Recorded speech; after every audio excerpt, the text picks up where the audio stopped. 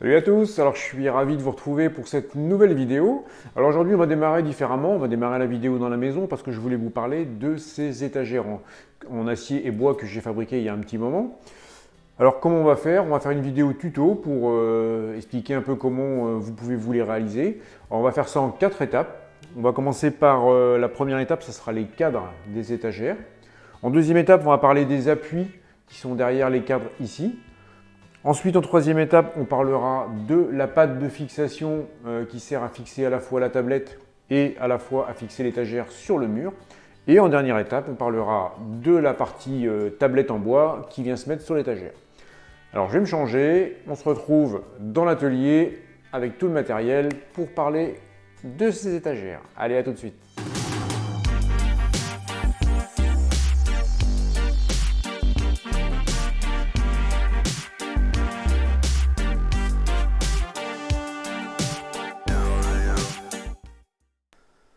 Allez, cette fois on est dans l'atelier, on va regarder ensemble les différents éléments qui constituent l'étagère. On va commencer par le cadre. Je vous ai dit étape numéro 1. Alors, le cadre est constitué, c'est du tube carré de 20 par 20, épaisseur 2 mm. 2 mm, pourquoi? De manière à être facilement soudable, parce qu'en dessous de 2 mm, c'est quand même assez compliqué de souder. Ensuite, pour déterminer les dimensions de nos différents modules. Alors, je vous montre la photo de celle que j'ai dans la maison. On s'aperçoit qu'on a un module qui fait 350 mm, un module à côté qui fait 250 mm, un module en dessous qui fait 650 mm de largeur. La hauteur de ces modules, c'est toujours la même, elle est toujours de 350 mm. Quel que soit le type d'étagère, le type de largeur d'étagère, elles feront toujours 350 mm. À moins que vous en fassiez une double, donc là, elle reprendra les 350 mm plus l'espacement. Ça, c'est des plans qu'il faut se dessiner soi-même.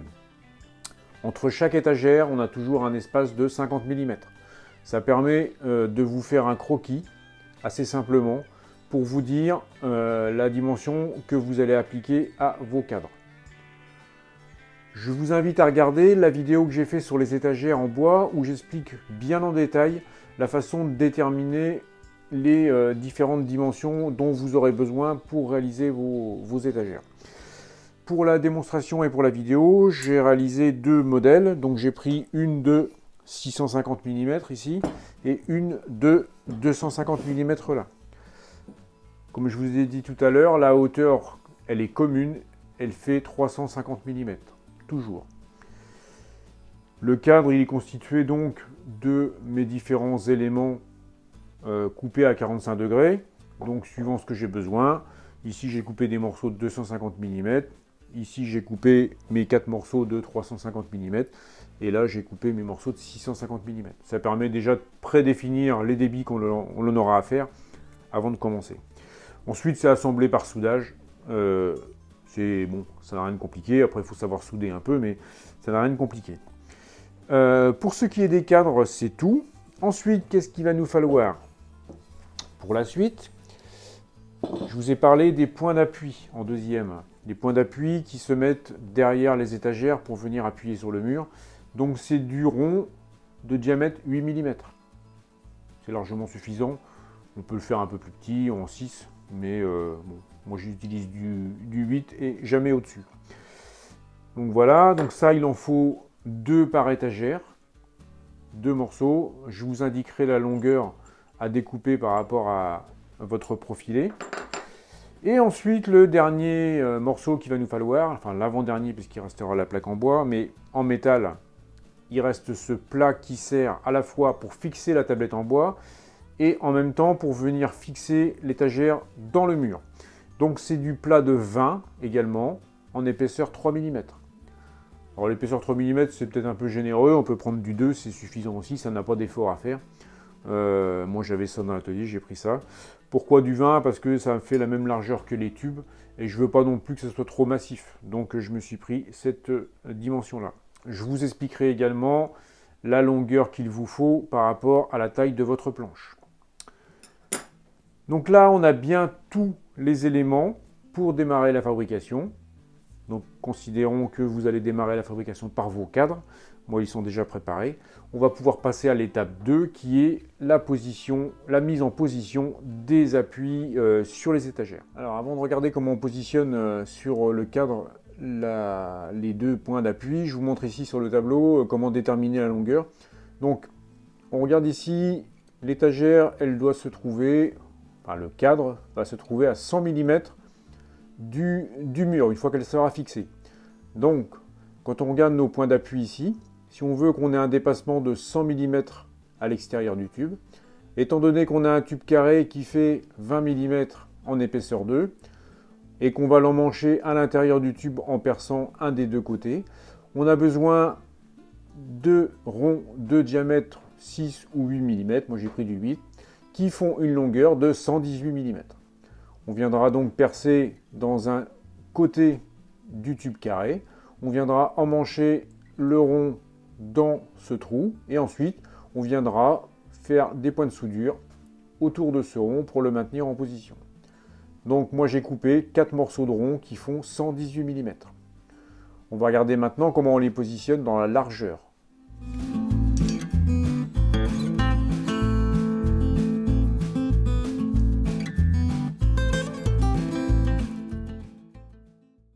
Alors donc, je suis venu percer mes deux trous pour mes points d'appui donc sur chaque étagère. Alors, pour prendre les dimensions par rapport au bord, c'est par rapport un peu à la largeur de l'étagère.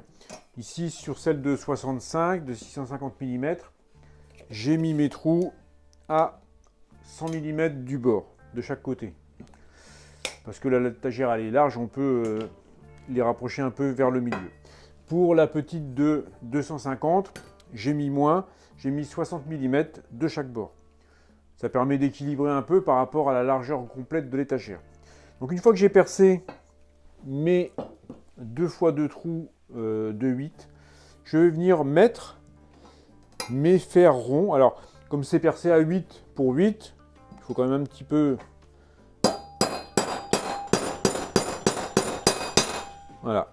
Je viens enfoncer mon fer rond dans le trou que je viens de faire jusqu'à ce qu'il vienne en appui avec le tube à l'intérieur. Donc je vais répéter l'opération sur les 4 points d'appui.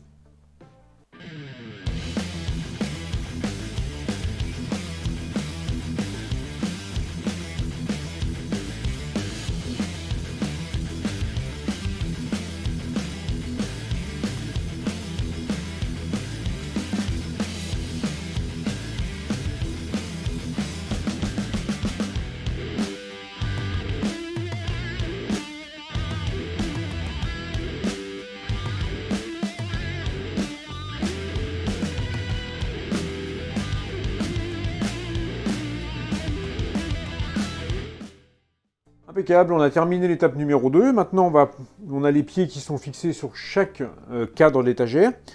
Je les ai donc pointés par soudure entre le tube carré et le rond, de manière à les maintenir en place.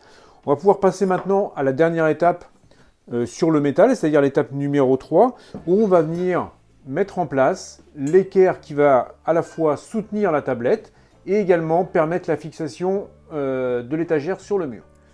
Alors, on va pouvoir démarrer l'étape numéro 3. Donc, on va en arriver à déterminer à ce moment-là qu'est-ce qu'on va mettre comme bois sur notre étagère. Là, ça va être important de le savoir parce que ça va déterminer les dimensions de notre plat de supportage qui va venir ici.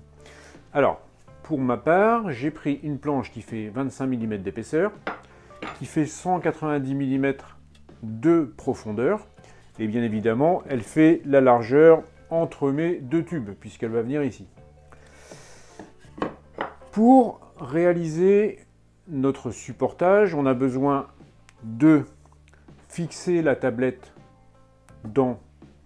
sur notre plat, et on a besoin également de pouvoir fixer notre ensemble étagère sur le mur.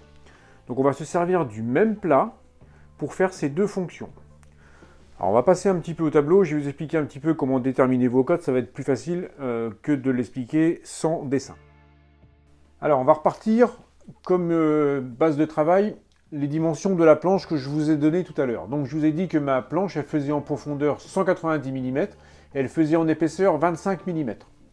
Donc si je regarde ici, je retrouve ma planche telle qu'elle va se retrouver comme ici, vous voyez, telle qu'elle va se retrouver sur mon cadre en acier.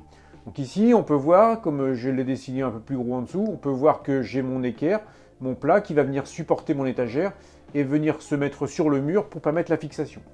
Donc pour déterminer la dimension de mon plat, je vais prendre ma dimension Y, qui est la profondeur de ma planche, donc en l'occurrence pour moi 190 mm, et je vais lui retirer 5 ou 10 mm. Pourquoi? De manière à ce que mon plat ne vienne pas au bout de la planche, en vis-à-vis du bout de la planche. C'est plus joli qu'il soit un petit peu dégagé en arrière. Donc moi je vais prendre 10 mm de moins, donc je garde ma cote de 180 mm, et je vais avoir besoin d'un rebord d'environ 25 mm derrière pour venir fixer mon étagère au mur, donc qui correspond à l'épaisseur de ma planche. Donc je vais avoir besoin d'un plat qui fait en totalité 180 mm plus 25 mm, soit 205 mm. Une fois que j'ai déterminé ça, je vais avoir besoin de trous dans mon plat pour venir fixer à la fois ma planche sur mon plat. Donc ici j'ai matérialisé deux axes qui représentent les vis qui viendront visser la planche sur le plat. Donc on trouve ces deux trous ici. Donc les positions des trous, hein, c'est peu importe, il n'y a pas de dimension préétablie. Et je vais avoir besoin d'un troisième trou ici, qui va se trouver au milieu de mes 25 mm. Alors ici, je vais partir déjà sur ce que j'ai fait ici, pour venir former mon équerre. Je vais venir dans mon plat, faire une amorce, que j'appelle une amorce de rupture, à la scie à métaux. Je vais venir découper un trait de scie, à peu près de la moitié de l'épaisseur du plat. Donc ici j'ai un plat de 3 mm, je vais faire un 1 mm ou 1 mm 5. Pas trop profond non plus pour pas qu'il casse quand vous allez le plier. Ça va permettre, une fois que vous avez fait cette amorce de rupture, de venir recourber à 90 degrés votre morceau ici, qui va venir former l'équerre qui viendra fixer l'étagère dans le mur. Elle sera cachée, une fois que l'étagère sera mise dessus, on la verra plus, elle sera cachée par l'épaisseur de l'étagère. Donc ne pas oublier de percer le troisième trou ici, au milieu de la cote de 25 mm. Donc ici le trait de scie, ce que j'ai pas dit, hein, le trait de scie, on va le faire à la cote de X qui correspond donc à 25 mm. Alors je prends ces cotes X et Y qui correspondent à mes planches. Si vous prenez des planches moins épaisses, il faudra refaire le schéma et adapter les cotes à votre épaisseur de planche. Une fois qu'on aura percé notre trou ici et qu'on aura recourbé notre morceau ici grâce à l'amorce de rupture, je viendrai mettre un petit point de soudure au niveau de l'angle droit ici, de manière à maintenir à 90 degrés la petite équerre, et j'aurai terminé pour cette partie-là. Donc je vous montre à l'établi ce que ça donne en réalité. Alors voici maintenant terminé les différentes pattes de fixation que l'on a besoin pour finaliser nos étagères. Alors je reviens un petit peu sur le détail, comment j'ai fait ça, je vous montre. Donc première chose, j'ai fait l'amorce de rupture en donnant un coup de scie à 25 mm de l'extrémité de mon fer plat de 20 par 3. Donc 25 mm, je rappelle, c'est l'épaisseur de ma planche, donc c'est l'épaisseur de mon étagère qui viendra sur mon ensemble. Ensuite, une fois que j'ai eu fait mes 4 traits de scie, je suis venu recourber les pattes arrière à 90 degrés. Et pour rigidifier l'ensemble, je suis venu mettre 2 ou 3 points de soudure dans l'angle que forment les deux pièces de métal. Ça permet de rigidifier et de s'assurer que la partie à 90 degrés reste bien à 90 degrés. Ensuite, une fois qu'on a terminé cette opération, on a donc le nombre de pattes qu'on a besoin suivant le nombre d'étagères qu'on veut faire. Il va rester à positionner ces fameuses pattes sur le cadre.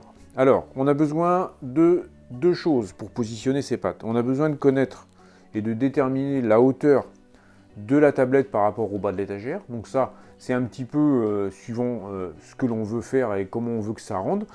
Grosso modo, si on regarde celle-ci, voilà, qui est presque terminée, on est à peu près à 60 mm du bas de l'étagère.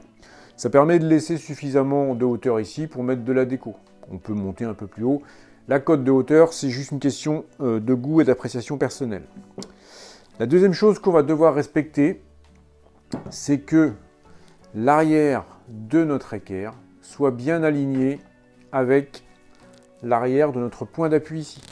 Il va falloir qu'on se trouve comme ça, soudé sur l'intérieur du cadre, et que ces deux points-là, ces deux surfaces-là soient parfaitement alignées. Donc on sait qu'on a un dépassement ici de 100 mm. Il va falloir que cette partie-là se trouve également à 100 mm du tube.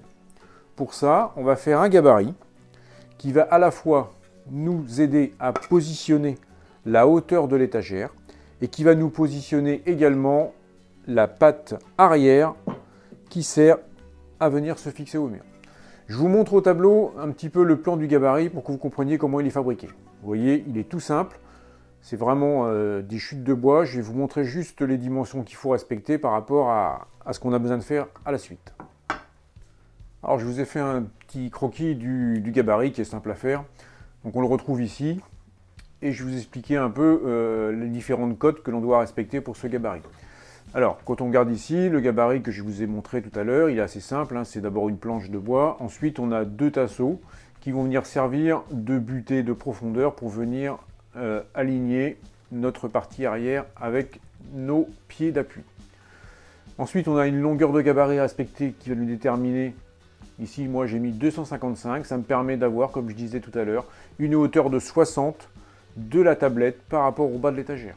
Si on veut augmenter la hauteur de l'étagère par rapport au bas de la tablette, on grandira cette cote-là en diminuant la hauteur du gabarit. On choisit un peu la hauteur. Le fait de faire ce gabarit va permettre, si vous faites 4, 5, 6 étagères, d'avoir les étagères totalement alignées d'un module à l'autre. Et ça, c'est important parce qu'il faut que ça soit joli esthétiquement quand vous allez poser vos étagères. Donc, le gabarit, alors, je rappelle que ces cotes sont valables si vous utilisez le même tube que moi. Moi, je vous ai dit ici pour mes étagères, j'ai utilisé du tube de 20 par 20. Donc, je me suis basé à mon tube de 20 par 20 pour déterminer ces cotes. Si vous changez la taille de votre tube, il faudra forcément adapter ces cotes-là. Donc, qu'est-ce qu'on fait? On va prendre le cas où on veut mettre les étagères à 60. J'ai pris un bout de contreplaqué qui fait 255 de longueur. La largeur dans l'autre sens, elle a pas beaucoup d'importance, si ce n'est ici la cote de 97, qui correspond à quoi?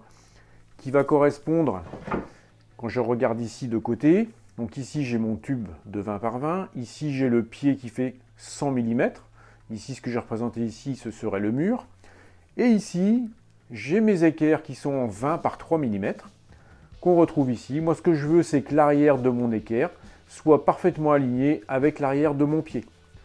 Donc je sais qu'ici j'ai 3 mm de plat, puisque c'est du plat de 20 par 3.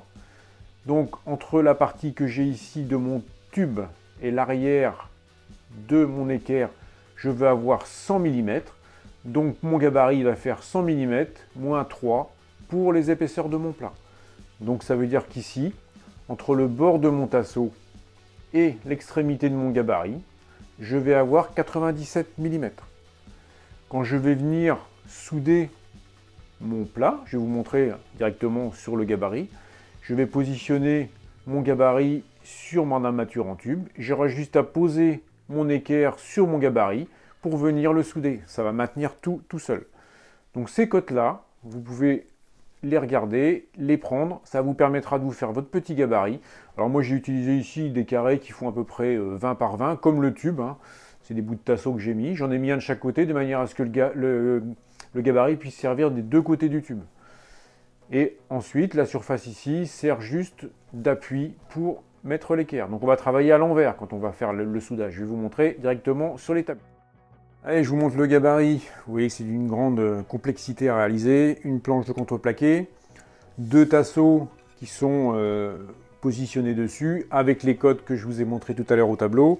Donc la cote de 97 qui va représenter la position de mon équerre par rapport au pied ici. Donc si je résume les 97, pourquoi? Parce qu'on a 97 plus 3 mm d'épaisseur pour finir à 100 mm comme le pied.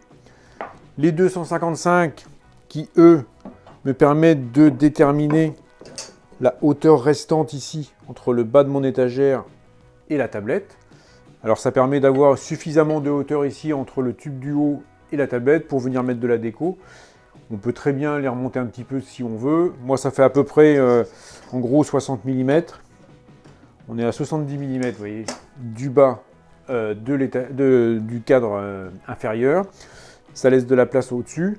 Si on veut les remonter un peu, on jouera sur la cote de 255 de longueur du gabarit. C'est elle qui va nous déterminer la hauteur de position de la tablette. Donc comment il fonctionne le gabarit, c'est très simple. On va venir, la cote de 97, elle est là. On va venir le positionner. Donc là, je travaille à l'envers. Mon gabarit, mon cadre est à l'envers, les pieds sont en haut. Je viens positionner ma cote de 255 en la posant sur le tube du bas et j'aligne le tasseau sur le tube vertical. J'ai plus qu'à venir le serrer avec des pinces. Donc là, il est parfaitement aligné. Je viens ensuite prendre mon équerre ici. Je la pose sur le haut de mon gabarit. Ça me permet de l'aligner en même temps ici puisque je suis d'équerre partout. Et je vais pouvoir venir ici, souder à l'intérieur mon équerre sur mon tube. Donc une fois que mon équerre elle est soudée, je prends mon gabarit et je fais la même chose sur le tube opposé, puisque le gabarit il a deux tasseaux, donc il est symétrique. Je viens repositionner mon gabarit sur le deuxième tube. Je prends ma deuxième équerre et je viens la positionner de la même manière. Et je viens la souder ici par l'intérieur. Donc en plus, je travaille dans le bon sens. Je travaille ici pour souder, c'est plus facile.